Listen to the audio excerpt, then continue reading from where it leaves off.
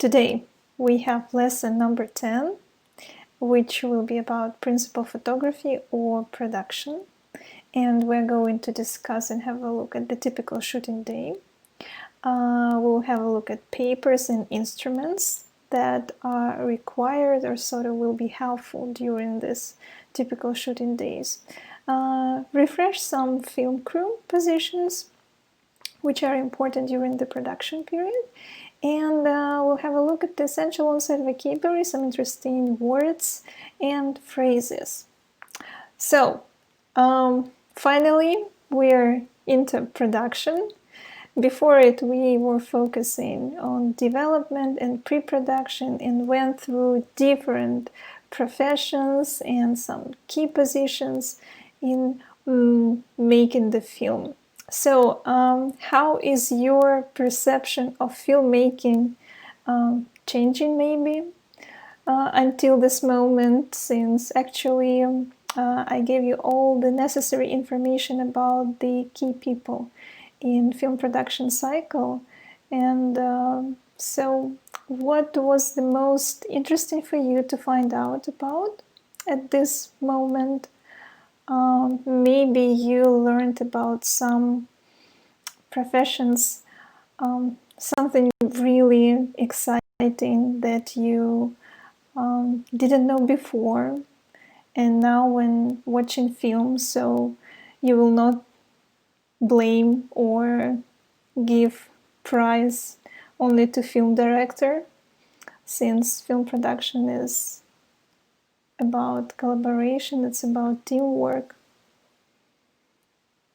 Yeah, the whole procedure. Yeah, if we talk, of course, about big films, big budget films, so it's pretty much serious. If we talk about some short film making, so then of course it's still hard and difficult, but it's not such a big scale. Okay, what about some interesting professions and something maybe you got more interested in? Maybe you learned something interesting about producers, or you would like to, I don't know, learn more about producers or film directors or script writers, casting directors, cinematographers. So maybe something became of a particular interest for you.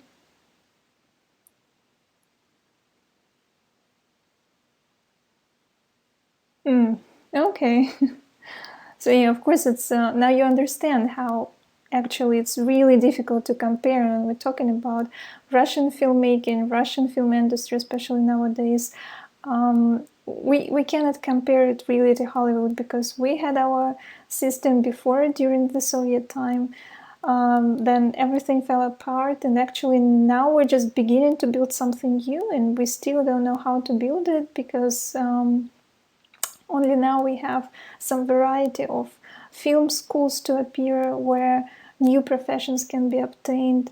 It's just, we're just growing. And of course, at this level, when other countries have their own established film industries for many years, it's still difficult to produce some competitive products, competitive films. So I guess now it explains more to you why we're not like the first ones, why our films don't get all the prizes and everything.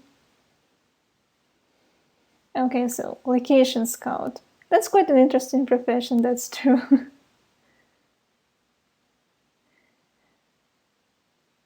Okay, yeah, that's really nice that you mentioned casting directors or people who help to find the right actors, because that's actually very important, as you understand now. And sometimes, like before, when I asked you who makes the decision about actors, so everyone answered that it was a film director, but in fact, I mean, a film director cannot do anything. So the art of direction is also to delegate responsibilities to other people who really responsible for these things.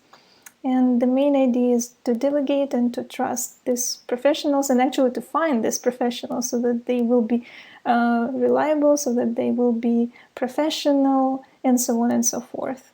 Yeah, and of course, when you have such a huge filmmaking industry, like a machine that is working, then it's much easier on the one hand. When you don't have the foundation for filmmaking industry, like I guess we don't really have like this solid foundation nowadays in Russian filmmaking industry, then it's a problem. So you have to be more creative, and you have to find something every time somewhere, and you don't know really where, and it's quite challenging. Okay, so moving to production, and maybe you remember how much time does the production period take on average, and who is involved in general in production time? Is it the longest period of film production cycle? Is it the shortest one? Yeah. Okay, so from like 4 weeks up to 10 weeks, so usually it should be 1 month. It's the general rule. And so it can be prolonged because maybe we need to wait for some physical changes that actors should go through, or we are waiting for specific climate maybe, or we need to wait for season to change. It is not the longest period. Production is the shortest period, the shortest and the most intensive. I mean, if we take that, I mean, the usual way of production to go is just 1 month. So 1 month, it's okay, it's tolerable. Because today we'll speak why production shouldn't get longer than a month probably, if you don't have like big breaks. Post-production will take up to 1 year, like usually from 6 months up to 1 year. And distribution, so we will find out so how much time we can spend in distribution period. Okay, so the shortest period of film production cycle is production or principal photography. Who is involved in production? Who do we need?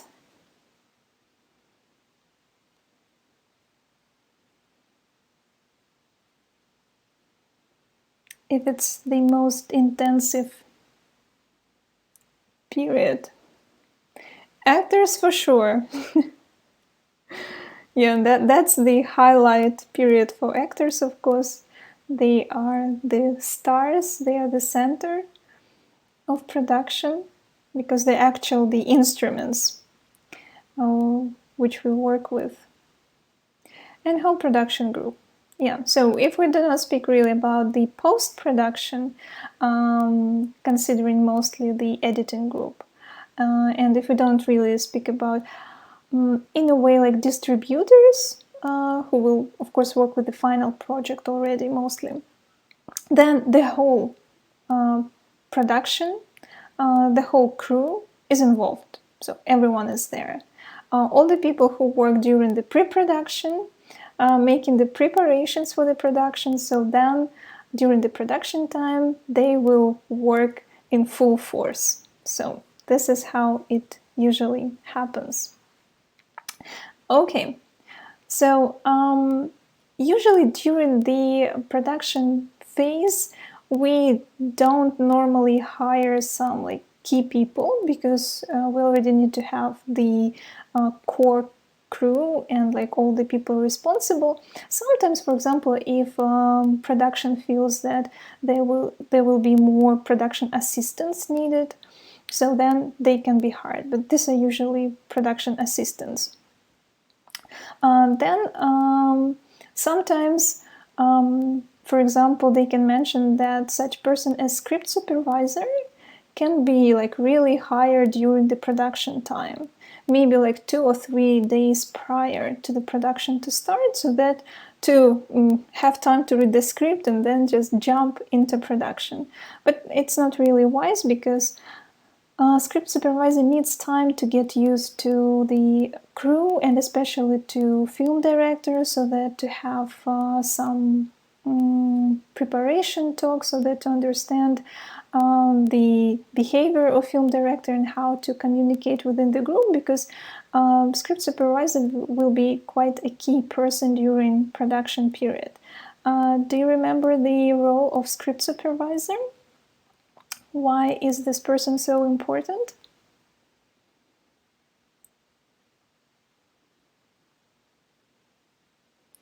Usually this position is taken by women, since historically this profession was called a script girl rather than a script boy. But well, nowadays men can take this position as well. But the idea of script supervisor is that it's a really multitasking job, and you need to be focused on all the things that go inside the frame, outside the frame.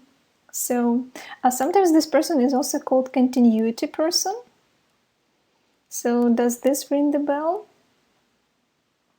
So continuity from frame to frame, continuity in terms of dialogue, of actions, of well, anything that you see in one shot, then you're supposed to see the same things in the other shots, so that to be able to edit them and put them together.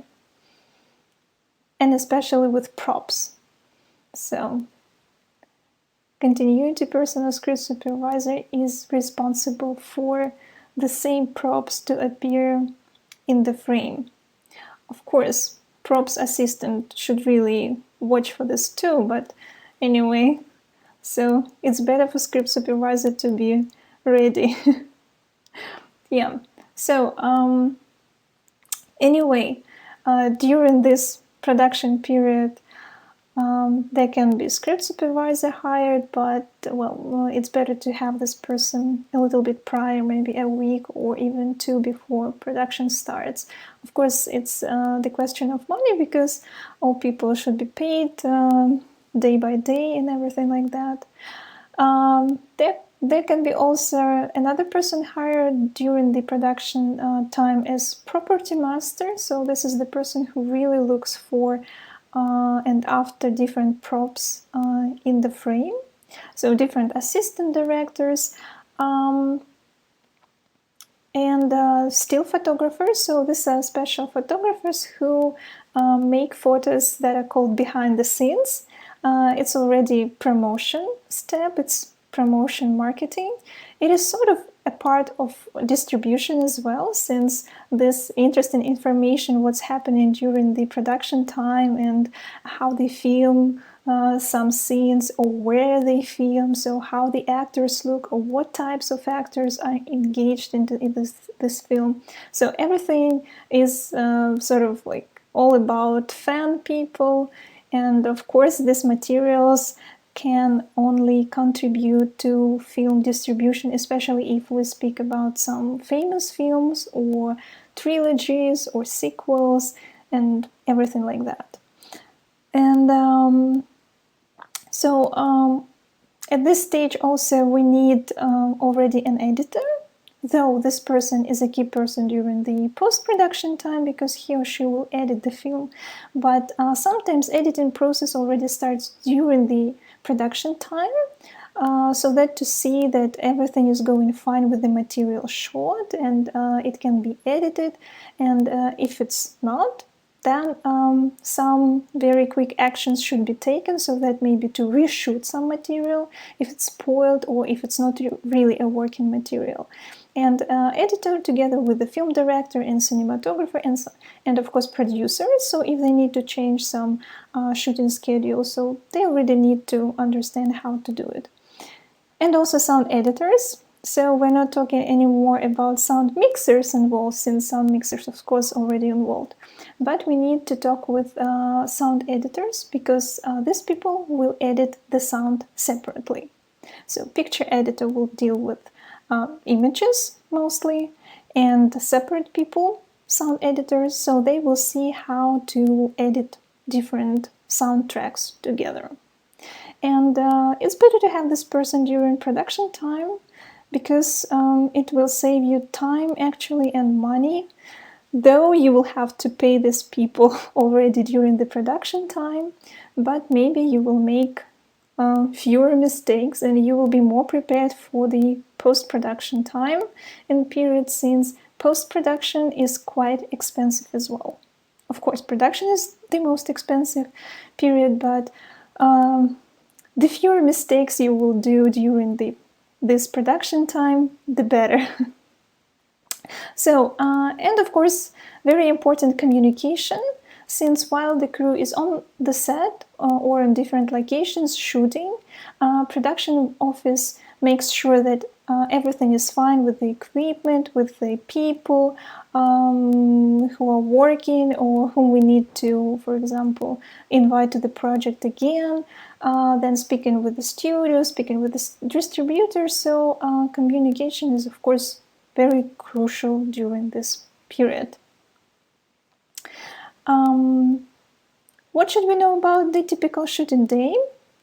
We need to know that if we're taking into account that we're going to shoot during 1 month, so then every day, for example, if we have a shoot today, tomorrow, and you remember, I guess, that during this production time, it's not something like working hours really, because you cannot rely that one shooting day is approximately 12 hours, including 1 hour for lunch break. But I mean, like 12 hours, it's already like half of the day, and this 12 hours shooting day does not include the transportation. So shooting day includes begins with the time you arrive on the set and when the filming is over. So that's 12 hours. But for example, you need, of course, to get to the location, and then you need to go back home, and then you need to do some stuff as well, maybe to get ready for the next shooting day, and then you need to sleep. So imagine that it's happening like for a month. Of course, you can have like a day off, or maybe half a day off, because sometimes if there is only shooting for evening time planned, then sort of it is like half day off for you. But still, I mean, for the whole months to be working in such conditions, and it doesn't mean that if, for example, you're working this 12 hours promised, it doesn't mean that you will not work longer. You will, of course, work longer if the production requires. For example, you were not able to shoot everything during these 12 hours, so you are supposed to stay. I mean, you cannot say that you cannot stay, because you sign up the contract where it said that, well, if something goes wrong, you're supposed to stay longer, but you will be paid twice more. If different seasons are required, then there are two options. So you can freeze the production. So you plan it beforehand during the development stage and pre-production stage with producers, film director, first assistant director who is responsible for this shooting schedule. And you know, for example, that you need, I don't know, for the beginning of the film, spring, and then you need autumn. So you know that you have to freeze the production for summer, for example. And then you need for this, I don't know, yellow trees and leaves falling, this kind of atmosphere. So you need to think, and mostly it's the responsibility of producers so that to decide if you should really wait for this season to come and save the crew in a way somehow, or you need to travel somewhere so that maybe to imitate this autumn-like location, Or you can go for visual effects and do something in post-production. It's more about visual effects. So if you see that the background has really changed and you cannot really do anything, then it's better to go with post-production, to have some visual effects and to how to say it, like to paint the new background from the scratch, or to use the previous one as a reference. Yeah, that's VFX. Yeah. Maybe when it was back in time, so they tried to be more creative. They tried not to focus maybe on the background, or they tried to, for example, use the previous shots so that to establish that it is sort of the same location, or they tried to find maybe the similar location in a way.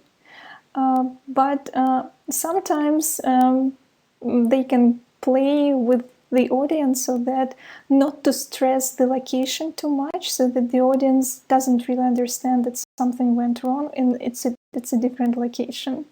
But well, sometimes it can happen, and so nowadays it's more about visual effects that you can use if something goes wrong with the location, or even with some kind of set decorations as well. Yeah, but usually they say that it's better to focus then on acting, so that even if something changes in the background, then audience will follow the acting, and it will not really focus on the background information.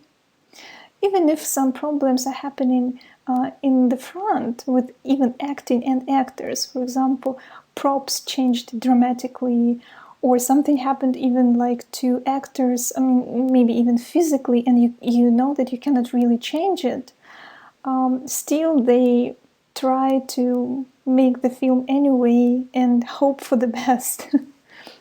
Yeah, this is how it happens. But I mean, the more it goes with visual effects, so it has more flexibility for filmmakers, so that to use this very popular phrase, fix it in post. So it means like if anything can go wrong, we'll fix it in post.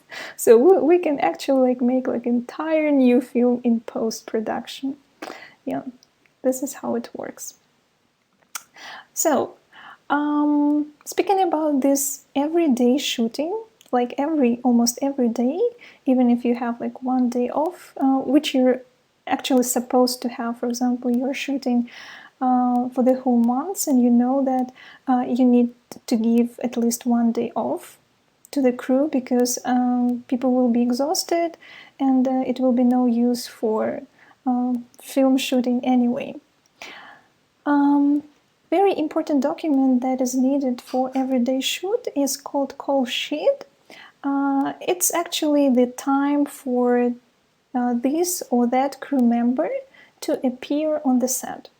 Of course, like we've said before, that we need almost all the crew, but imagine that, for example, one crew is shooting in one location, another one in another location, so it can be like different call sheets for different crews. Or still, since we need actors and we need different actors for every shooting day, probably, we don't know. So then for actors we create special call times. So, but anyway, this whole information that is sort of like very important, and information that is supposed to be produced for the whole crew and also sent to production office and to the producers, so that they know that what's happening and how to find the information, and which people are involved during this shooting, during this day or the next day. So it's all about call sheets. So usually first assistant director is responsible for making these call sheets. If it's a big production budget, then second assistant director does this document work. But anyway, so first assistant director is responsible for knowing how to do it and maybe like executing it. Since this is the person who is responsible for scheduling shootings together with producers, but of course producers don't make these documents. As for people arriving on set first or second, of course technical departments, they need to appear much prior on the day of shooting than actors. If, for example, actors probably arrive maybe the last ones if their makeup or hairstyling are not very complicated. But if, for example, if it's quite a complex makeup and hairstyling that requires maybe hours, then it will be more difficult, so that maybe they need to come to the set much earlier together with the technical department, or at least with some assistants and makeup artists. So this is so usually you need to keep in mind technical department, because they need to set up all the equipment, light. If, for example, it's the first time that they arrive on the location, and so they need to prepare it. If it's not the first time, and for example it's been like the second or the third day that they're using this location, and especially this set, then it's a little bit easier, so you will spend less time to prepare. But anyway, so everything starts with technical departments, camera, grip, electric, production design, so that they make sure that set decorations are fine, costumes are ready, so makeup and hairstyling, so they're ready to work with actors. Usually the last person to arrive is a film director, if he or she feels okay. And so for a film director, it's very important to have a good sleep, to be fresh, to be energized, because you understand that film director is the main person during the production time. And this person need to be a leader, need to be a cheerleader, need to be an inspirational person, motivational speaker. And so, of course, this is how it works with film director.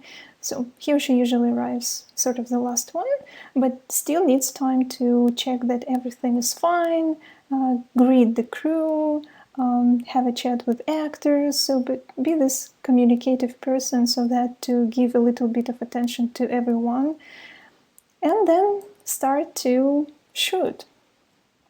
So about these call sheets, I'm going to show you how they look.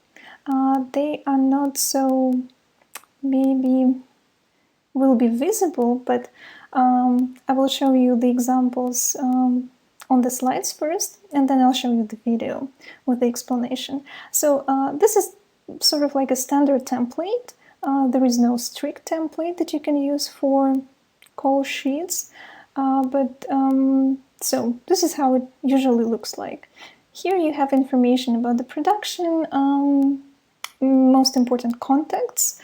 You have time, when the date, when to arrive on the location, when the location, when the shooting time ends, and then a short description of what will be going on during this shooting day, so which scenes will be covered, and then the call time for each actor, usually.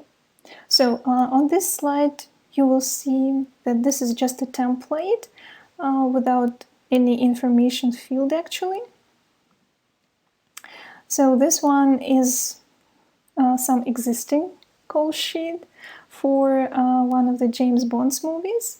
And here, of course, if you make it a little bit bigger, so you could see even the call time for Daniel Craig to arrive on the set, and some information, how much time he will need to spend to do makeup, and so what's the call-in time for shooting. So you can see that it's a little bit different. Usually it depends on first assistant director how to design these call sheets, but well, there is still some information that is obligatory, what to include. Or, for example, this one. So still almost the same one, even with some logos, but anyway, so it's almost the same. Let me show you the video so that there you can see in details and much more visible what actually you can see and which words you can read there. Hey guys, it's Alex for Studio Binder again, and this time we'll be talking in a general sense about the anatomy of a call sheet, what should be on it, what it actually does, why you need one. Every single call sheet needs to have, obviously, number one, the name of the production. It's got to have the name of the production, it's got to have the date of the shoot, and then it needs to have what day of the shoot you're on. Also on the top of the call sheet is going to be the major contact info, like who's the director, who's the producer, who's the UPM, the production coordinator, the assistant directors. All of that will be on the top part of the call sheet, so that if you do have a question and you do need to talk to somebody, this is who you should be calling. Somewhere up there is going to be the weather. You're going to have, sunrise, sunset, the temperature, whether or not it's supposed to rain. If there's notes about parking, there's usually a place where you can have that in there. Like, okay, location's here, but you actually have to park over there. Next to that, there's usually a section that says location. This will tell you where you're going. It will be the address of the location. If there's more than one location, they'll be numbered. It'll say location 1, location 2, location 3. They'll all have their own little address. And then there's an area that gets used for a lot of various things. It can either be for special props that need to happen if you're doing a stunt or an effect, or there's just general notes for the production as a whole. Like, there are going to be places you shoot in where smoking is absolutely not allowed. You need to know things like it's a closed set. Nobody can just wander in and visit or drop off your keys, any of that stuff. If it's a closed set, that means it's a closed set. You also need to make that kind of stuff very prominent. The next biggest chunk that you're going to get is going to be what you're actually doing for the day.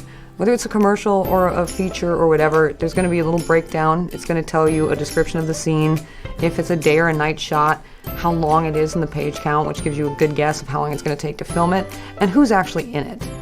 Which talent are in it, do you need special props or whatever. All that'll be contained in this one little strip of a description. And you'll have a whole bunch of those just stacked up, and then at the bottom of that, we add up the pages so you know the total page count for the day. There's also going to be, based on the production, if you're doing multiple meals or meals at different locations, all that information gets contained on there. It'll tell you what time meal is going to be, because meal is 6 hours from general crew call, always. After we do all the scene breakdown, there will be a little section for the talent that's coming in for the day. They all have their own individual numbers usually, and then they'll have their real name and their character name, and then it will say what time they're supposed to come to set, and if they have any specific notes, like go to location 1, go to location 2, that'll all be in their little section. Below them, there's usually one for background talent. If you have any, they get their own little specific area for that. Also on the top of your call sheet, and it should be very obvious, and this is something that always has to be there regardless of what you're doing, you have to know where the nearest hospital is. Even if you have multiple locations, if you have to put multiple hospitals on there because your locations are very far apart, you have to do it. And it has to be the nearest hospital with an emergency center. It cannot just be the local clinic. It can't be the oncology ward. It has to be a full-on hospital with an emergency center, because the only reason you're going to be looking this up is because you have an emergency. Something else that can go in the notes of your call sheet is the walkie channels. They vary by production, who's using what, and it's always a good idea to have it on there somewhere. It's also something that people who maybe aren't very comfortable yet with their walkie, they haven't had a lot of experience, they can reference it and they know I have to go to this channel to talk to these people.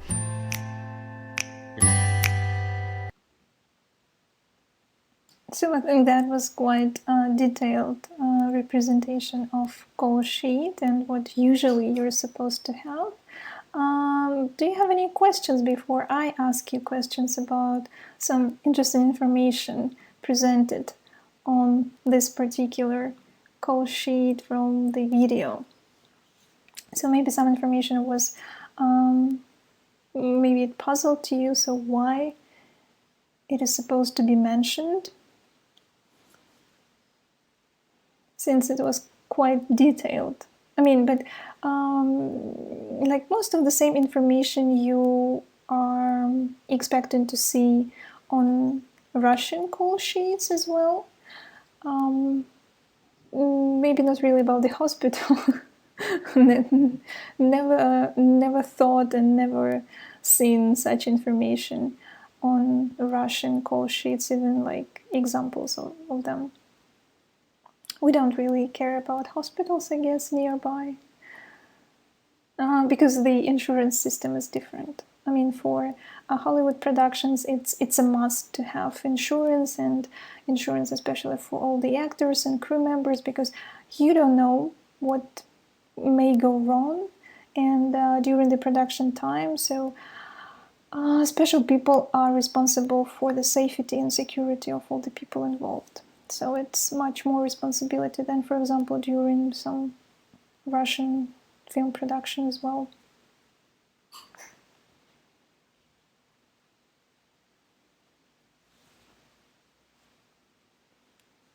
So, any questions about this interesting document? So I'll just remind that such document is prepared for every shooting day. Sometimes they can be prepared, well, they are supposed to be prepared in advance based on shooting schedule. So therefore you cannot really expect some dramatic changes, and you can have all these call sheets prepared for the whole months, for example, for the whole production period. But still some changes could be made. For example, maybe one scene was not shot during first shooting day, so it needs to be moved somewhere else, or just don't pay attention to the name of the films. It doesn't really matter. So there can be some minor changes or global changes when, for example, one day of shooting was totally blocked and something happened, or maybe, I don't know, actor felt quite sick, so they had to cancel the whole shooting day. So then you need to see what to do, so how to reschedule the shooting and so on. But usually that's the main document that you work with, because this document has all the information needed.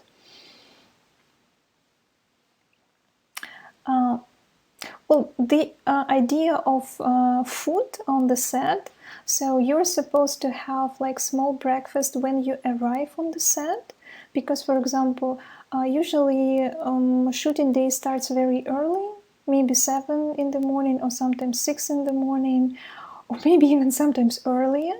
And so it is sort of negotiated that maybe people didn't really have time to have breakfast at home because they maybe just got up from the bed and went straight to the shooting. So you're supposed to give some kind of breakfast to people on the set when they arrive, but it's very quick. Breakfast, I mean, you cannot really like sit down. It's like walking breakfast. I mean, there are no tables usually. I mean, it's just walking and sitting somewhere else, but not sitting on set decorations, because only actors can use them, and you can spoil them, of course, like when you will be eating there. So you just grab like a cup of coffee and a sandwich, so something like this. This is your breakfast. Then lunch is supposed to be 6 hours after the call time. So when you arrive on the set, so you have a small breakfast, and then 6 hours after, it's like a universal rule, even in Russian filmmaking industry. So you have lunch, and you cannot push lunch somewhere. Because it's really problematic for people, because when people don't eat, they're angry. And imagine like a pack of people, especially men, who work in camera department, grip, electric. Men get angry when they don't eat. So you don't want to, I mean, it's not even like professional to push lunch somewhere. Sometimes, for example, if you see that you're a little bit behind the schedule time, and you see that, for example, okay, so I have like half an hour to go for lunch, but I have this scene that will take, for example, 1 hour to shoot. Then, so first assistant director understands that either the lunch should be now, like half an hour before the lunchtime, or like half an hour after the official lunchtime. They negotiate, so they call the key department people and they ask like, okay, so what should we do? Should we have like lunch earlier or like after we shoot the scene? And they negotiate. I mean, that's pretty normal. So, and they decide what to do better. And then they just announce that, okay, so we're going to have an earlier lunch. That's fine. Or they still need to announce, so we need to shoot the scene first, so we're going to have a little bit later lunch, but we will still have like 1 hour lunch time, and you can go and relax but be around the location. So this is how it usually works. So food is very important. Of course, there is some place with food where you can go and always grab like a cup of coffee or like a biscuit or something else, or you can bring your own food, but you're not supposed to spend all the time by this coffee spot and not working. No, it's just, I mean, people still need to be professional, and they need to understand their needs and respect other people and their work. Yeah. There, of course, should be notes made about the weather conditions. And for example, if you're supposed to shoot outside the whole day long and it will be rainy, or the temperature will drop dramatically, so there will be like a note, for example, bring special warm clothes with you, or bring some, I don't know, special devices that you will need during this weather conditions. So therefore, weather conditions are mentioned because that's official document. Of course, people check weather when they go outside, but still, it's how it is supposed to be done. Yeah, so that's about the call sheet, and that's the document that we start every day with, and we rely on this information, and we have all the contacts. Usually mobile phones are mentioned, producer, unit production manager, director, and first assistant director, and of course actors or the agents if we need to communicate with them, because this information is sent to every crew member. And for example, imagine if we talk about James Bond film, so there cannot be really Daniel Craig's phone number mentioned on this call sheet, so that even like a production assistant knows his phone number and can sell it for some amount of money. So with like big film stars, it's a little bit different way of communication, and they usually have their own assistants who will support them during the filming. For example, they can be the ones to contact them and ask them to go on the set and like to be called for lunch or something. So with like huge movie stars, they have personal assistants who just take care of them. So then we need to move to the next important thing that is happening on the set. We've already touched this sort of phrase or activity a little bit, but I told you that we would talk more about it during the production time, because that's when it is happening. So, do you remember what is mise en scène? Or what is the main activity of a film director during the production time, during the filming time, and working with actors on set? So, mise en scène.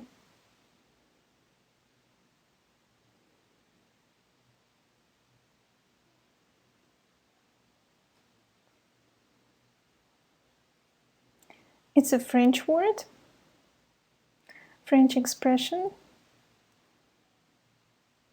but it became very popular in all over the world. It of course didn't really start with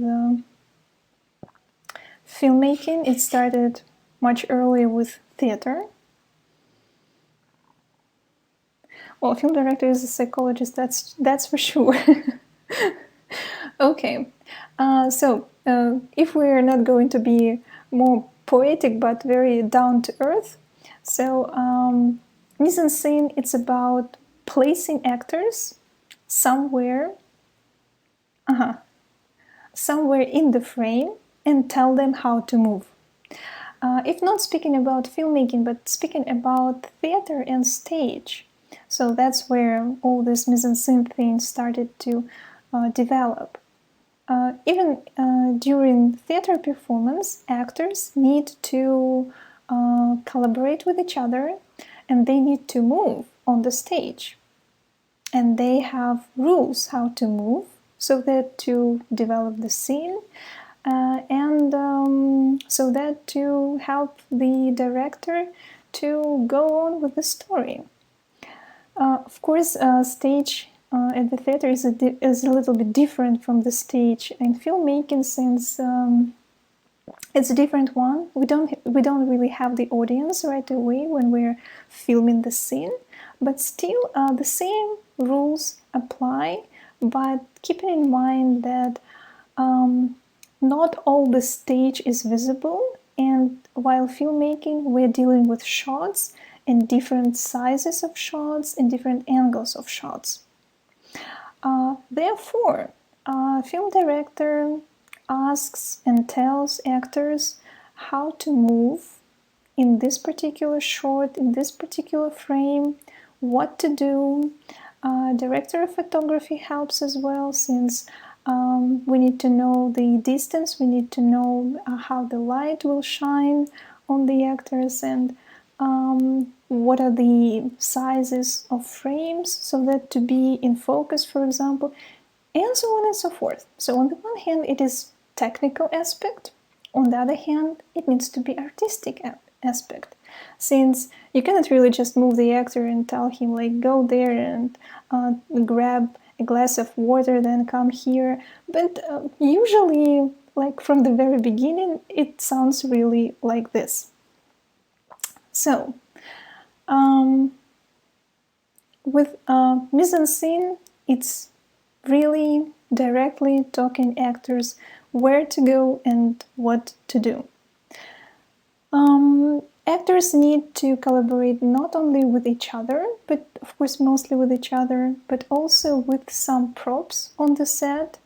And while they are doing this, they need to be natural, so that they don't look like puppets, like toys in film directors' hands mostly, but to be usual, to feel like it's natural.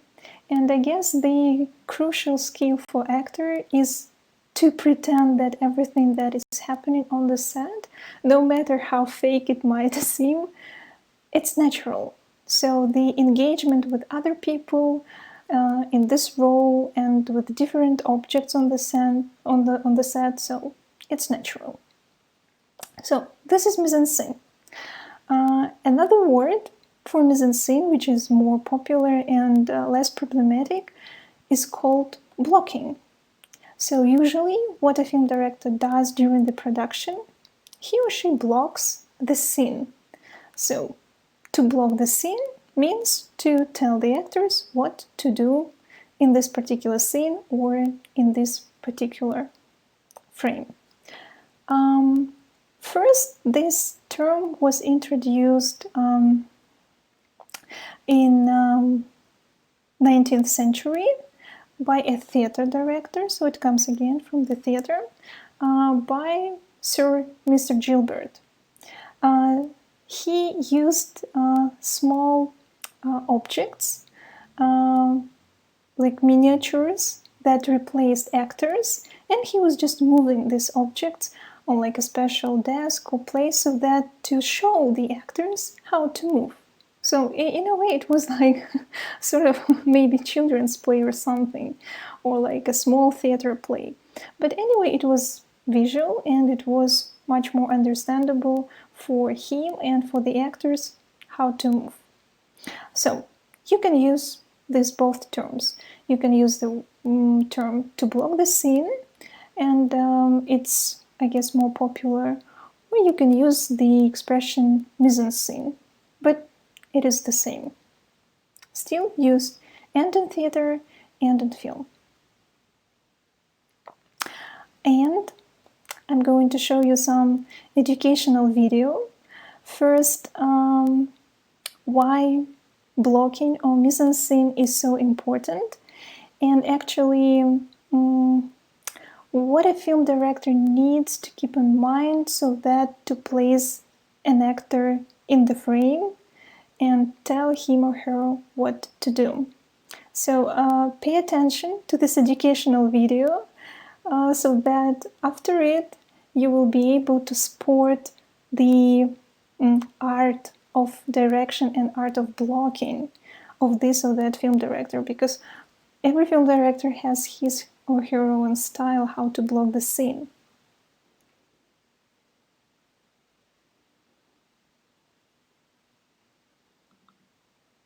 Watching two people having a conversation sound exciting? Probably not. You probably wouldn't pay money to see that. And yet you do. All the time. Because ultimately that's what every movie and TV show boils down to. Over and over again. Two people having a conversation. How have so many filmmakers managed to make those conversations exciting? Well, one big way is with blocking. Blocking is the precise staging of actors in a performance. In terms of cinema, it's where you place your actors in the frame. There are three visual elements a filmmaker should think about when blocking a scene. Space, shapes, lines. By considering these components, you'll be able to block a scene between any subjects in a visually dynamic way that is loaded with subtext. First up, space. This scene opens with a boy playing in the snow. The camera pulls out to reveal a tense conversation between adults. The stakes of the scene are the boy, Charlie, who is framed carefully through the window for the duration of the scene. On one side of him, his father, standing in protest, but dwarfed in size due to his distance from the camera. On the other side, his mother, framed closer to the lens, looming larger, more imposing. Charles is smallest of all. Take note of the way visual contrast is created in the space to portray tension and importance. Next up is shapes. There are three basic shapes: circles, squares, and triangles. Everything around us can be turned into one of these basic shapes, even an actor's face. Circle, triangle, square. The basic shapes come with certain emotional qualities and assumptions. Circles feel safer and inclusive. Squares create limited space, boxing someone in. Triangles are sharp, they feel aggressive, but it also has an apex.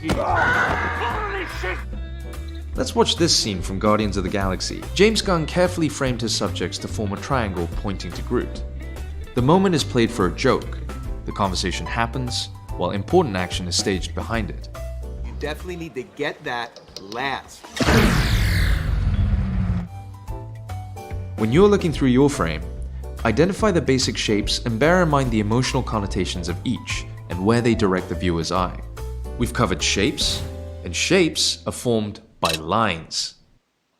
Be aware of the lines created in every shot and the effect they have on the viewer. Take a look at this scene from The Godfather Part 2. It's a simple dialogue scene. It plays out between a standing Michael, a vertical line, and Fredo, nearly a horizontal line. Fredo could have been standing for this scene. If he did, the power dynamics would have been potentially equal, but he was slung so low in the seat that he was practically horizontal. This blocking creates visual tension between the two, especially when cutting. It also emphasizes who holds all the cards. During Fredo's outburst, he flounders into an almost diagonal line, literally attempting to change his shape, an attempt to stand up to Michael. When the outburst is over, the order of things remain the same. Fredo goes back to his horizontal position, and Michael delivers his final judgment. You're nothing to me now. You're not a brother. You're not a friend. I don't want to know you or what you do. Happy trails, Fredo. So we've covered how shapes, lines, and space can be used when blocking a scene. The thing is, on their own, they're not going to make those dialogue scenes that profound. Unless you do it with this in mind: subtext or contrast.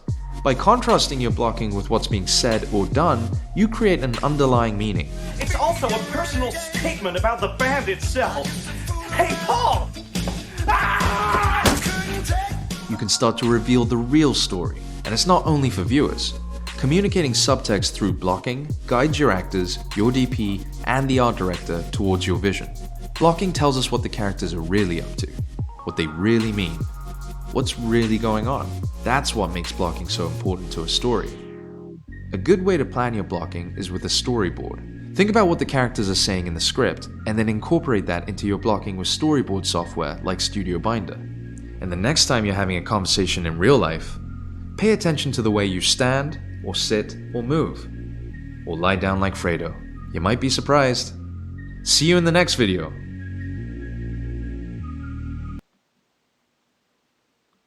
So, how did you like the video? Was it interesting to find out about this really huge importance of how actors move in the frame, and so how many things that you need to keep in mind in terms of location, like the space, forms, lines? Have you ever paid attention to such things? I mean, maybe you've paid, but you didn't really know how to name them, or maybe it was something different. We usually call it like a composition when you look at the scene and you see that, wow, that's a beautiful composition, like how actors stand and with the contrast to the background. Not every, but all great film directors, of course. I mean, that's the job. That's what actually film director is supposed to do during the production time. That's his or her job, to think what's the best way to place the actors, and the way the actors will move in the shot, the way the camera will follow them, and that's cinematographer's job. And how they will move, the light will change, or the light should be placed somehow in this location or on this set. And then that's the job of electric department, to place the light so that it only contributes to the whole actor's movement. And then, while actors move, they have costumes which should only positively describe their character. That's the job of production designer and costume designer, so that to make such costumes so that will be contributing to every scene. And then set decoration, and then props and everything like that.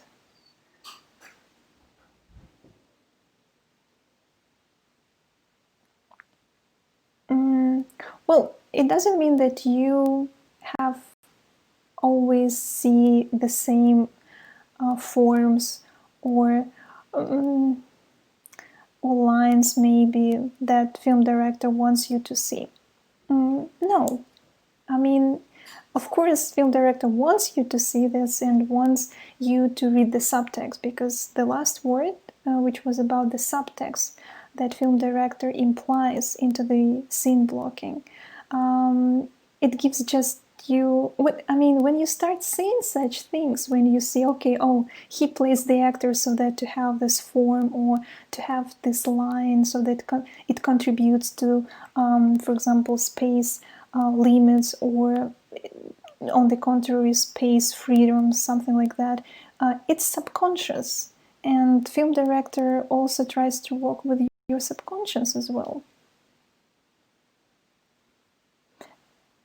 Yeah, but usually, I mean, if we talk about shape, so it's more with circles, of course, because circles mean freedom. It means, well, it can mean like the repetition or something. Or squares. Squares are usually about windows or door frames, or some other spaces which have limits. So, and when you see like an actor standing somewhere in a limited space, so you start feeling that there are some limitations. The idea is that if it's really a great film, nothing is accidental. Like really nothing. And people did like a great work so that to feel every frame and to feel every second and to feel like every second of actor's performance with meaning. So therefore, some films are great and some films are not.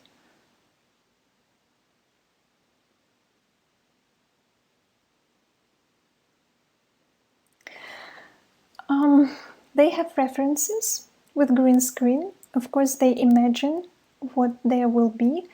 They have special markers on green screen so that to know, for example, that this will be the markers for building, or this will be markers for some objects in the frame, so that to see their dimensions and to refer actors and yourself to these imaginary objects. But with green screen, of course, you need to imagine more, but still it's not like you don't know completely what will be during this scene. No, you have references, you have sketches, you have your storyboard that will help you to visualize. But with green screen, it's more complicated, of course, because it's complicated for actors to act natural in a natural atmosphere and in a natural set decoration.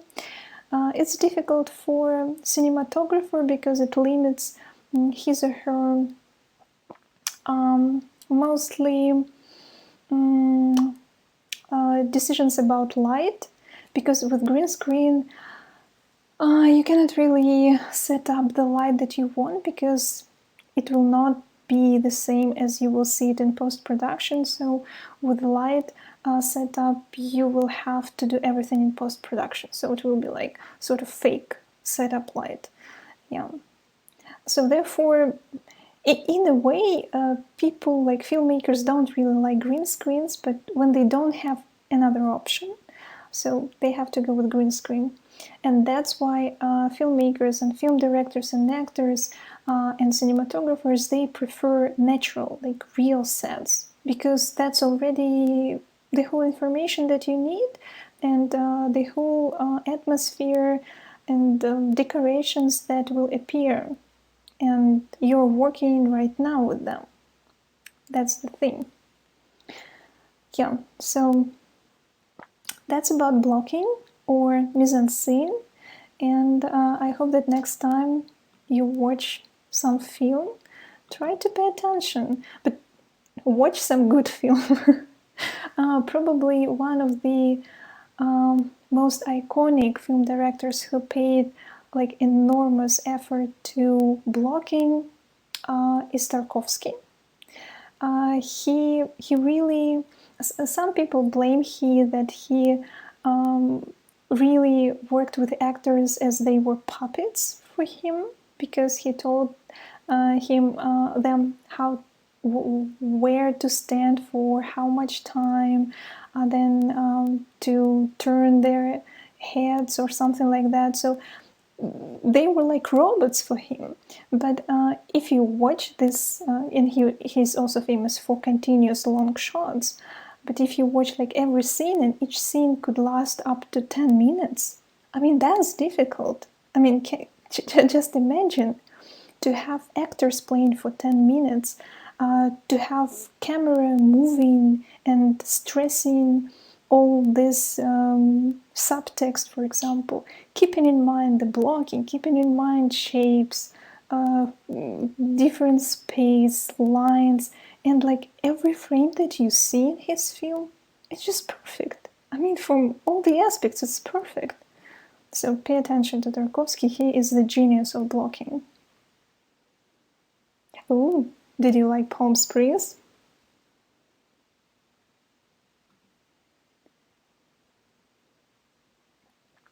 Wes Anderson is very precise as well. He's also very good with dealing with production design. His films are very delicious in this case. Yeah, you saw in blocking scene some of the shots from Grand Budapest Hotel, so it's also a great reference. Yeah, so as long as you start noticing these artistic visions and film directors really paying attention to great composition and blocking, and especially in films where you don't have to hear all these words, but really looking, watching the film, and started understanding the film language. So this is how it works.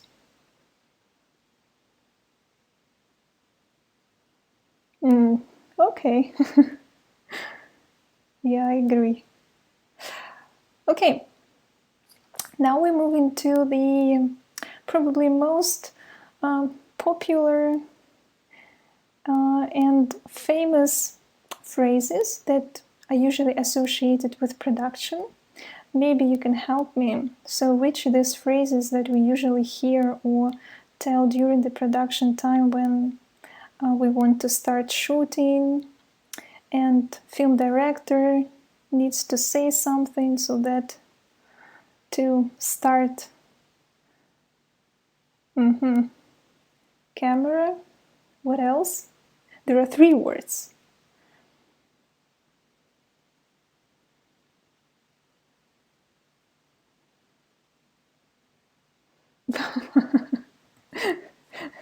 No.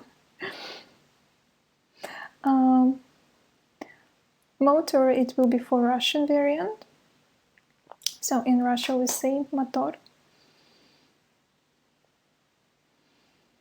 So, but what does director say to actors so that they start doing something? Okay, you're very close. So, usually we associate this production period, and especially shooting, with words camera, lights, action. But probably you will be surprised, it's not really true. It's not the words that people say during the production, and people even say that it never really happened during the beginning of filmmaking. So it's something like fiction. Though, if we take the sound era, like before 1930s, then it sort of makes sense, because they didn't have sound, so you didn't have to tell somebody to turn on the sound and so that to start recording the sound. So the idea behind these words, camera, lights, action, is that first you need to turn on the camera, so camera starts to roll. Roll, it means this rolls where they have film, so it's like rolling. So camera starts to roll, and only after it you turn on the lights, because having lights always on, or like part of them, is a little bit expensive, and was quite expensive back then. And moreover, the light system was not very secure and safe for actors, and especially if actors were sitting quite close to the lights, they got burned. Their skin was burned because there was no protection, and well, lights were different back then, especially in 1910s and 20s. So that to not to burn all the actors, they had to turn off the lights around them and turn on the lights only for the shooting time, hopefully for not so long. And then, so when they had lights on, the film director said action, and the actors started to act the scene. But nowadays, of course, we don't need to turn on and turn off the lights so that not to burn our actors, and we have sound, but still words that are being said are quite different. First of all, we need to know that the person who starts calling out these words is not really a film director, it is our favorite first assistant director. Who is quite important person, and who's very responsible for filming schedule, for call sheets, for negotiating between producers department and directors department, and moreover, this person is responsible for saying out the words before every take. So, what is the first word this person says? So, this person says, first of all, picture is up. It means that everything is and everyone is ready for shooting this particular shot. Then he or she reminds to be quiet. Of course, it's very helpful to make people sort of be quiet, and to help the sound department and sound mixer, of course, to hear everything and maybe to give some comments if there is some kind of noise. Then, first assistant director calls roll sound, or he or she can just say sound. Then the production sound mixer will start the equipment and need to record a verbal slate of the takes information.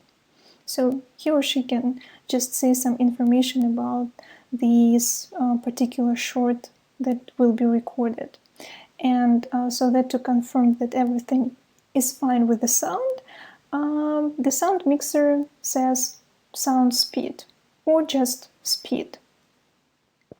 Then assistant director follows with roll camera to the director of photography, and he or she will answer like speed or like camera speed. Then another important person appears in front of the camera. That's the clapper, who claps the clapper board with the information that is important for this particular shot and take. And after the information pronounced on the clapper board about this take, he or she says marker or mark and slaps the clapper. Then assistant director can command action for background actors or for extras so that they start doing something. And finally, the director tells the actors action. And sometimes assistant director can echo action if it's like a huge set. So that's the process. And of course, when the take is over, the director is the only person who can say cut. So that's film director's responsibility and his or her priority and power to stop. Well, sometimes you can say cut, sometimes you can say stop, but well, usually it's cut. So you will not really see here like camera lights action.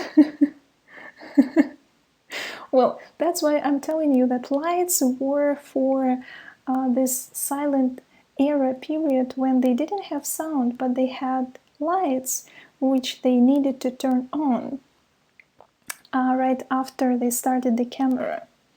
Yeah, so now lights are replaced with sound. So actually you can say like camera, but well, first start sound. Sound, camera, and then action.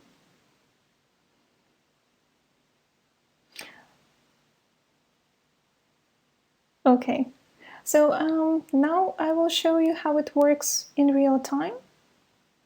So now you know the words, and so try to spot them in the video.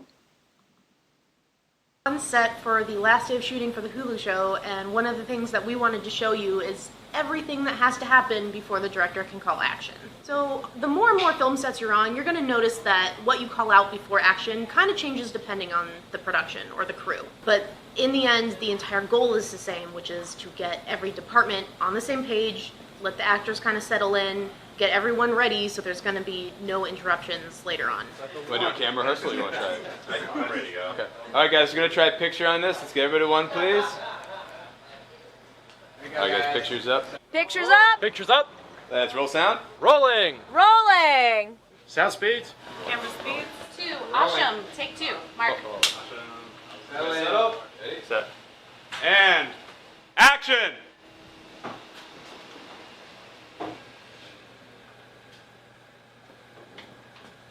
Great. Nice. That was awesome. Good. Yeah. Great, I'm happy. It's a cut. That's a cut.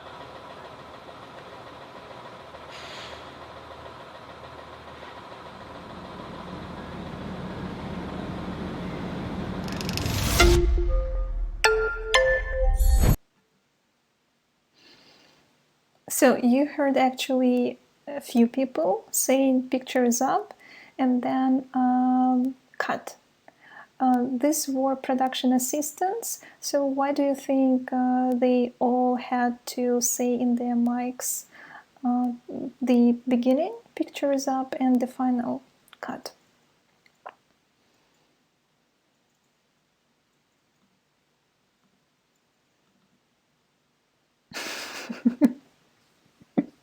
Well, it's not the only thing that they do. They do everything. They're different production assistants.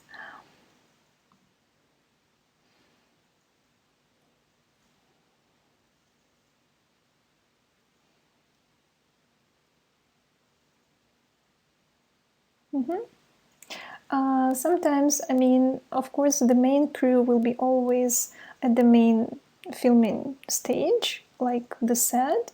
But imagine that some other crew are preparing something like very nearby or in the next room or on the next set, and so that not to have sound and noise coming from other set nearby or from outside, there are always people everywhere, so that to stop somebody from making the noise and to warn them. So of course you need to be always with your headphones so that to know what's going on, and to tell people that now it will be shooting moment, so you need to be quiet. Well, you sort of need, you have to be quiet.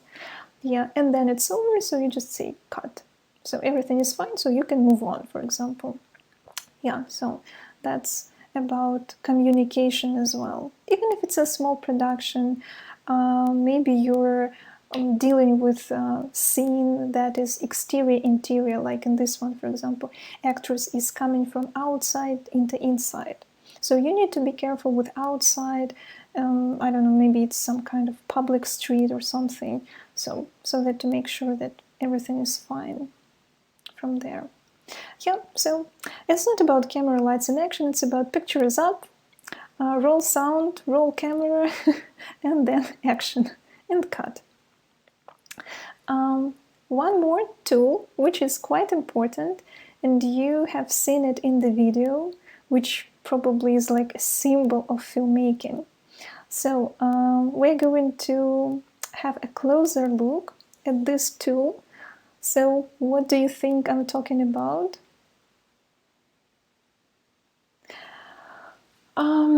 With birds, it depends. If it's too bad, then I guess there should be another take. If it's not so bad, then maybe post-production will help you. So they will just clean the shot with special tools. Yeah, well, but when you're shooting outside, so you expect that there will be some noise coming from birds or I don't know, people walking nearby or some transport, and it's the job of sound mixer, so that to be prepared and to warn, for example, and film director and cinematographer and first assistant director that maybe the conditions of recording the sound will be not so positive at this location, so there should be something done, or they will have to fix it in post-production. So, which another important instrument we need to employ?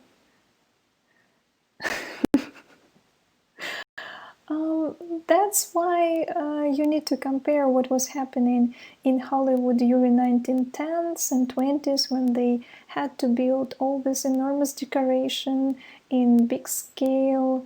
They had all natural props and extras, and everything was for real. Of course, it cost a lot of money, but everything was for real. Nowadays, to have everything for real for big budget film is something impossible. I mean, even if you need some hundreds of extras, you will just call maybe 20 of them, and then in post-production you will duplicate them.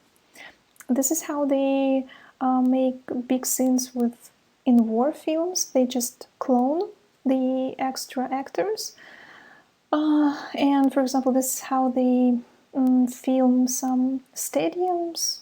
So it's not about people really sitting there. It's clone versions of them. Yeah, they're not real. Nothing is real.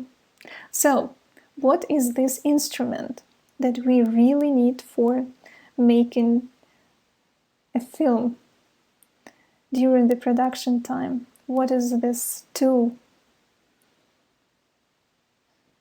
that is like a symbol?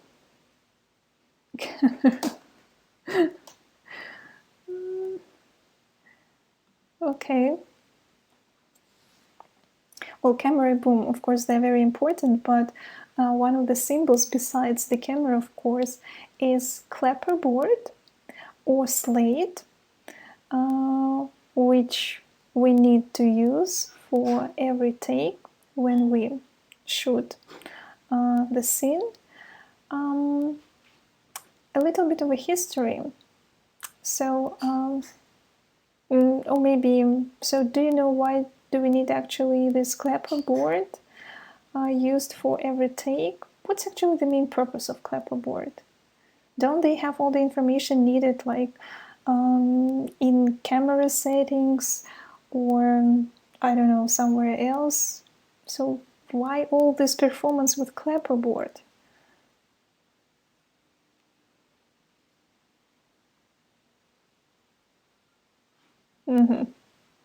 Okay. Well, first of all, the main idea of clapperboard is to make noise, to make this distinct noise of clapping, so that to synchronize the image and the sound. The thing is that the image is being recorded separately from the sound, even now. And so that to edit them, to combine every image with like every sound recorded for it, you need to have this distinct sound of clapperboard visible in the image and heard on the sound recorded. It's the marker how to combine image and sound together. Before the sound era, they also had not clapperboards, they had slates. So slates didn't really have this stick so that to clap. So they had these slates again shown in front of the camera with the information. So what's the number of scene is going to be shot, and so number of take. Still some information. And then when sound appeared, so they started thinking that there had to be some kind of noise performed so that to be able to synchronize image and sound afterwards. Before this clapperboard was invented, they used hands to clap. It was good enough to be like a clapperboard as well. So other names for clapperboard can be just clapper or clapboard, slate as well, but I mean slate is just the panel. It's without the stick that makes the clap. Yeah. Or like sound marker as well. Interesting thing is that this normal clapperboard with like two sticks so that to clap was invented by Australian filmmaker Mr. Thring, and he was the head of FT Studios in Melbourne. And it happened already like sort of in the middle of 20th century. So not such a long time ago, and not really at the beginning of film history as well. And then, so another person who also contributed was sound engineer Mr. Leon. So he was also a contributor to this invention. Clapperboards, they are standard. There cannot be really variations. So, and we can learn some interesting stuff from the clapperboard. What we can actually read from clapperboard. First of all, the name and title of the movie, which goes under production. Then we can also have time code, so it's the running time of every take, but it usually works with digital clapperboards, which are becoming more and more popular nowadays. Then we have roll. Roll is, well, back in time they were really rolls with films. Nowadays it's just the device where the information will be stored. So it's like a hard drive, and every hard drive has its name. So roll means like the destination where this information is stored.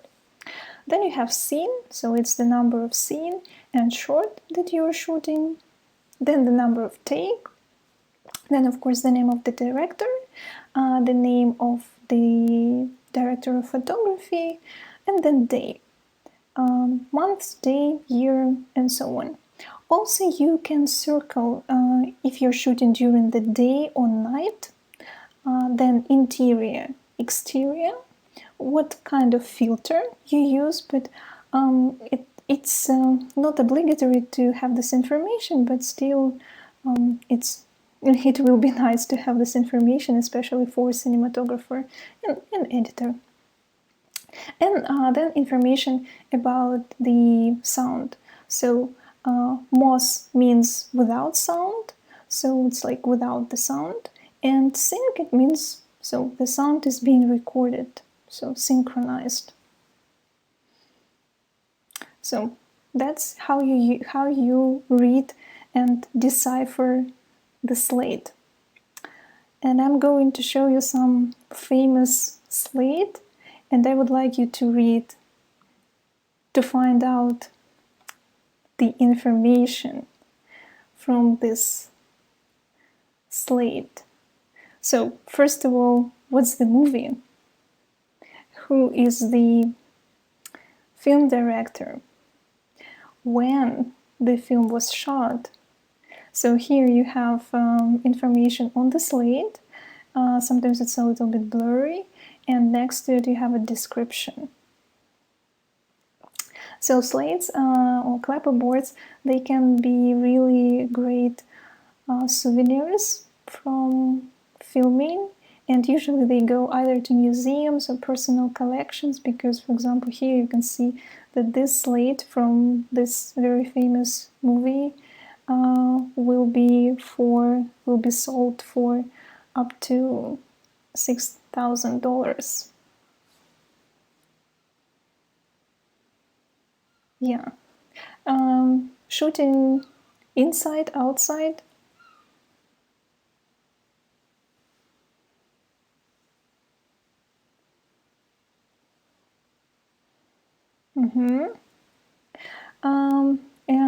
So what's the current attempt to shoot this scene? What's the take number?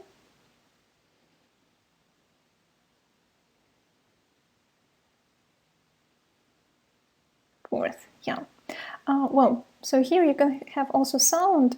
It can refer that a separate sound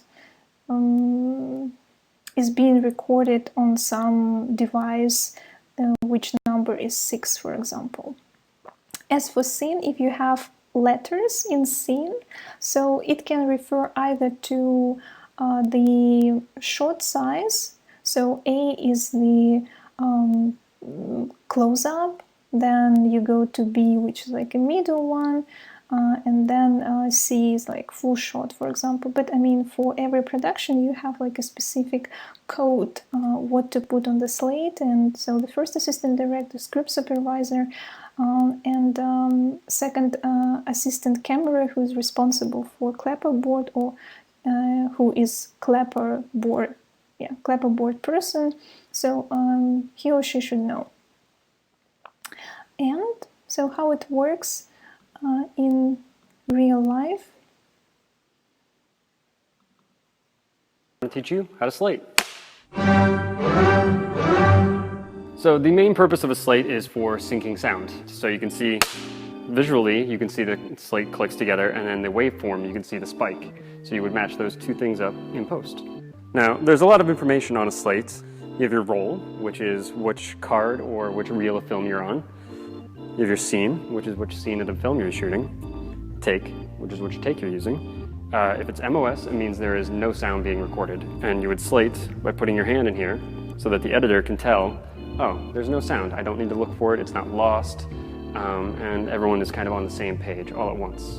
Now, a lot of times there's many more shots in a scene than just one. So you would start numbering. You do 1A, 1B, 1C, and just kind of continue through the alphabet. And you want to use a word that is clearly identifiable as that letter. Apple, Alpha, Armageddon, Aliens. You always want to skip I's and O's because just at a quick glance, an I can look like a 1 and an O can look like a 0. So it could look like scene 11 or scene 10. And you just want to make it super easy for everyone to read the slate. So you always just skip I's and O's. So sometimes you'll be filming and it's a close-up and you need to get the slate in there and you have to kind of bring it close to the actor's face. What you don't want to do is clap hard. Oh! See, I just took him out of his moment. You don't want to do that. What you want to do is call soft sticks and then a nice little light clap. You call soft sticks so that way the editor knows that he needs to really listen for that slate. The most important thing is to make sure that the slate is clearly visible in the frame when you clap it, which that was not, so I will call second sticks and make sure that the cameraman gets it. You do that so that way the editor knows that when he's going through, that first clap was a false clap and the second one is the one that he should use to sync the sound. And here's some examples of how to slate for different scenes. 1, awesome, take 1, A mark. Scene 1, take 3, A mark. Business, take 1, A mark. 2, casualties, take 1, A mark. Scene 2, take 6, pickup. 10, accused, take 1, A mark. 18, take 1, mark. 25, basement, take 1, mark. 47, cats, take 1, A, B, mark. 25, conscience, take 1, mark. 25, crying, take 2, A, mark. 3, determined, take 1, A, mark. 3, finances, take 1, A, mark. 3, limousine, take 1, A, mark. 9, Alaska, take 1, A, B, mark. 47, Articuno, take 2, mark. Articuno. And here's some examples of how not to slate for scenes. 4-6, Echo 1. So do you want to give me the line that I'm in? Mark! Are you rolling? I'll do it all. I'll be down here. I'm in it. You rolling? Yep. Mark. 4-6, Delta 1. Yep. 4-6, Delta 2. 4-6, Delta 3. Echo 2. 3. 35, bromance, take 1. 27, probably in F2. Once again, you're gonna hear it again. Now, if you're making movies with your friends, or sometimes we do this as well, if you don't have a slate, just use a clap. And that works just as fine. This does not work. Goodbye.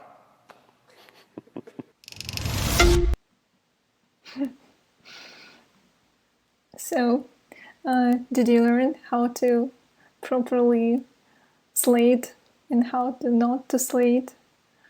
Yeah, that was quite a fun video, but actually that's quite a good video how to perform, since especially if you need to slate in front of an actor, it can be, or you can do the clap. Yeah, so that's about slate and some information that you can read from it, and so that's important information. Yeah. So what happens after everything is shot, or for example one shot is made, is that script supervisor, sound mixer, and director of photography, or like his or her assistant, each of them need to fill out special documents which are called different logs. So log documents. For example, this is what script supervisor or continuity person needs to do. It's really hard to read, but anyway, so for every take, for every scene, for every take, there need to be information presented from script supervisor, for example, in terms of continuity, that everything was fine or something was missing, or pay attention to this or that, and there has to be marks if take was okay from director's point of view, so that the editor knows that this take can be really used during the editing, or like crossed out that cannot be, that's not a working material. So that's script supervisors documents. Then there is all these documents can be like, there is no standard, but still can be creative. Then production sound report, it's a little bit different, but anyway, information about every take.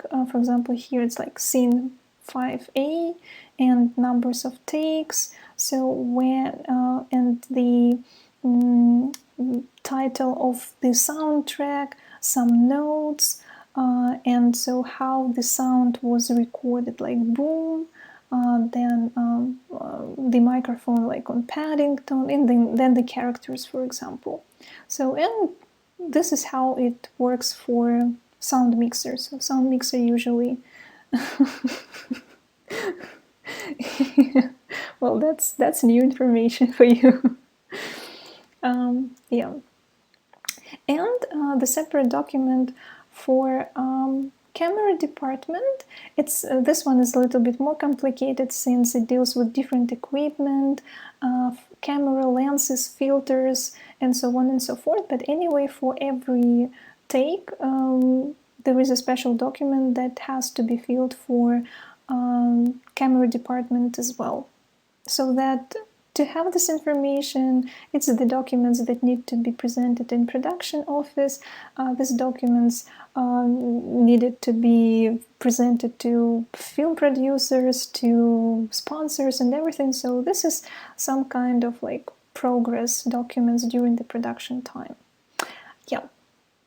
So, and when the shooting day is over, so we have some material shot, and we like to see this material, especially if we're talking about the feature film that is being shot for approximately 1 month.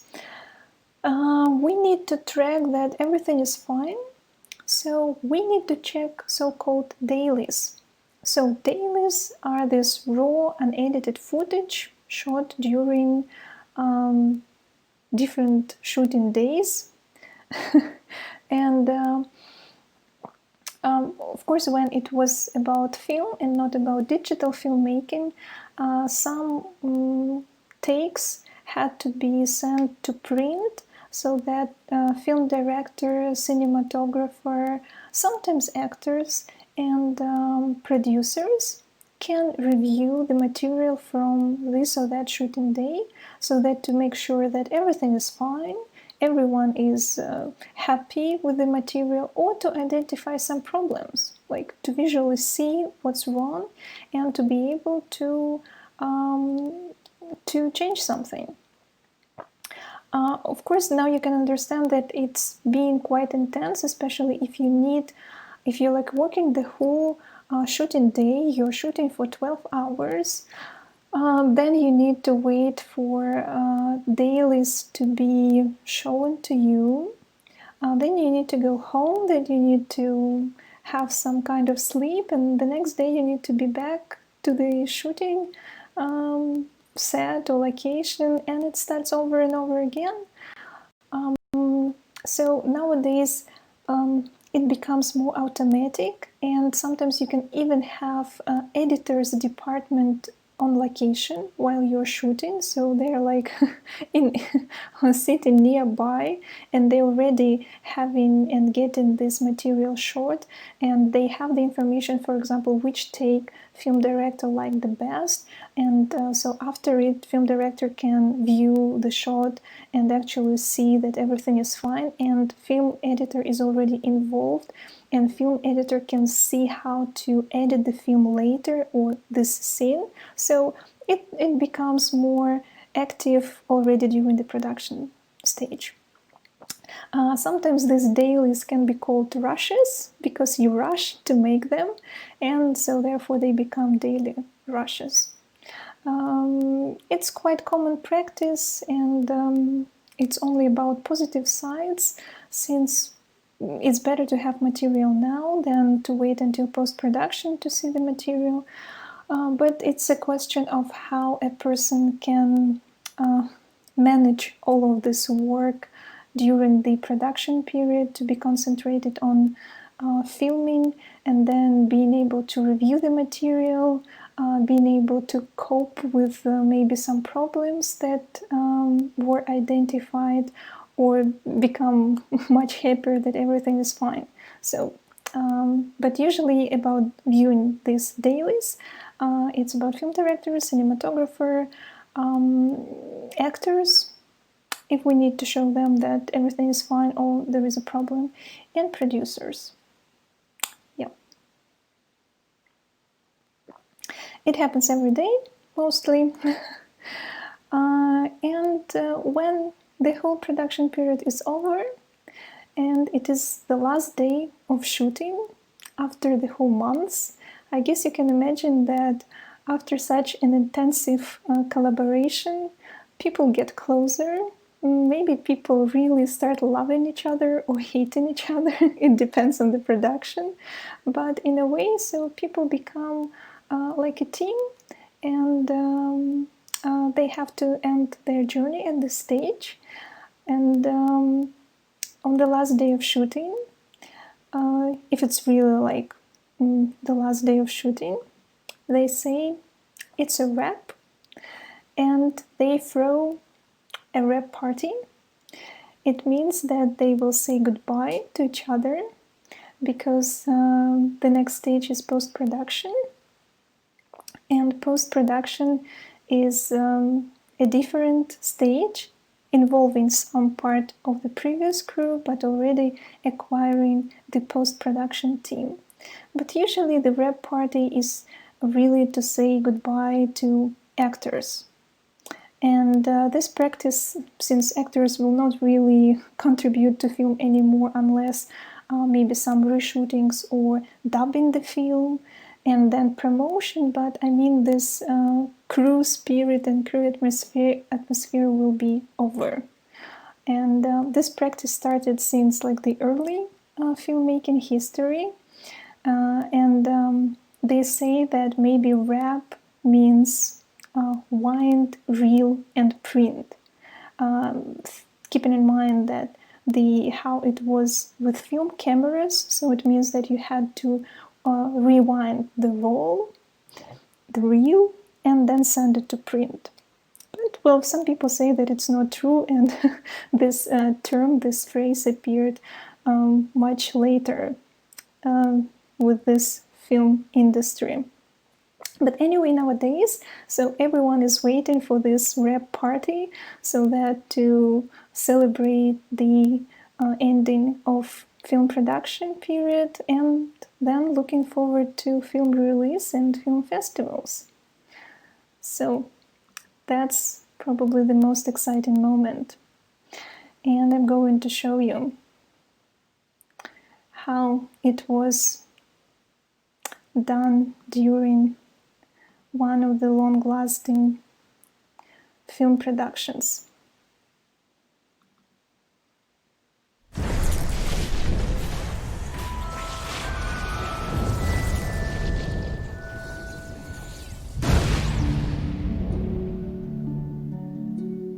We've worked together for so long. We're like a family. Each person's last day was quite emotional. Boys and girls of Hogwarts, it's time to say goodbye to two of your finest Defence Against the Dark Arts teachers. That is Alan and David Thewlis' last day on Harry Potter. That is Robbie Coltrane, finest gamekeeper in Hogwarts, last day on Harry Potter. No, I'm genuinely really sad. I've got very attached to Beatrix. She's been a friend to me. A big thank you to We always knew we were coming back. And this time, we knew we weren't. The people have been great. It's been intense. It's been really tough at times, but it's never not been fun. I wouldn't have missed it for the world. I've been on Harry Potter almost 10 years, so that's an amazing thing that'll never happen to me again. I know I'll miss it. I know I'll miss my friends. There'll never be a frame of any of these films that I don't look at and connect immediately to a memory. What do you think you're going to miss the most? I don't know, just everyone really, the people, this place at least, and maybe just being Ron as well. It's been like 10 years and yeah, I'm gonna miss kind of playing Ron. I don't know, how do I put that into words? I mean, what an incredible experience. I just feel so blessed that I was chosen. I was given the chance to experience all of this and have this be part of my life. We were the chosen one, yeah. Yeah, we were. Yeah, very lucky. I just want to say, I love this place. This has been my life. And so it's going to be very, very odd, I think, for all of us. Because I don't know what my day-to-day life consists of without you, all of you. And it's wonderful. And I just want to say that I've loved every minute in it, and thank you all very, very much. Made it possible.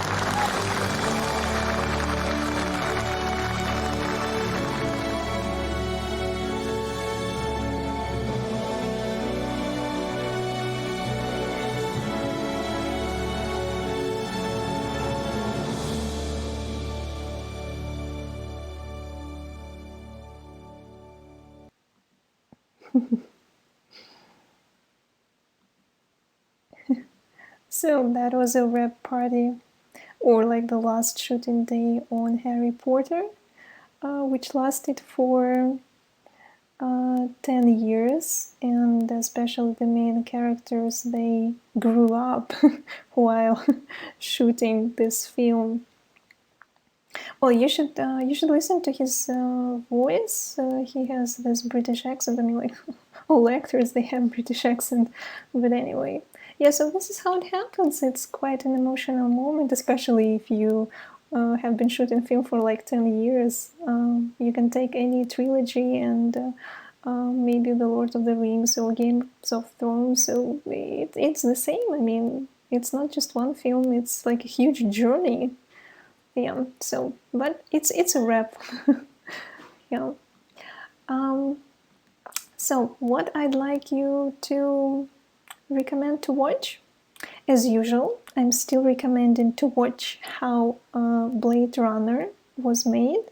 And if you haven't watched it yet, I guess now it will be more understandable to you, since you know most of the professions, you know the stages, and of course it will be more interesting for you to watch even the production period.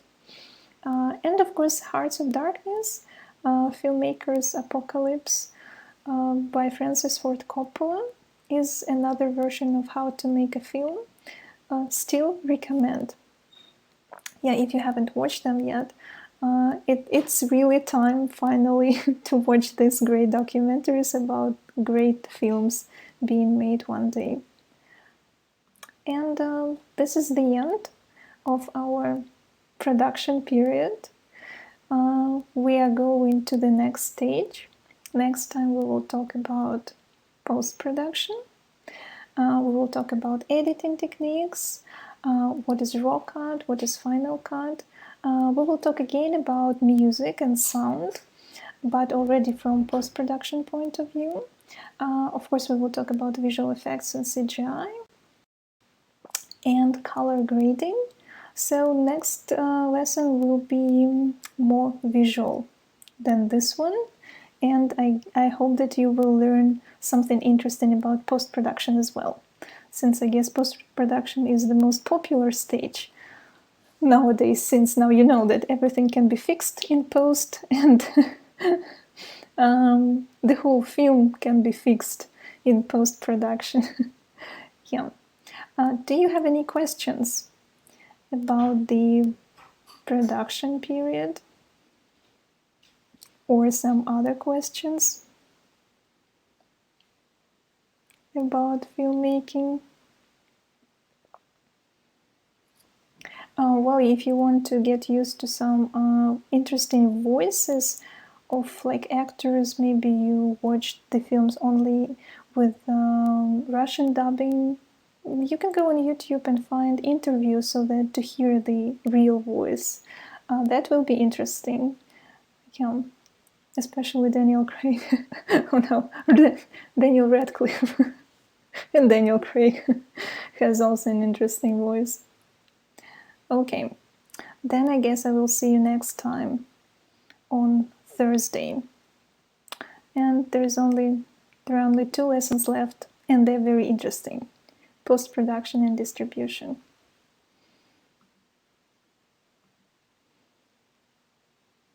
So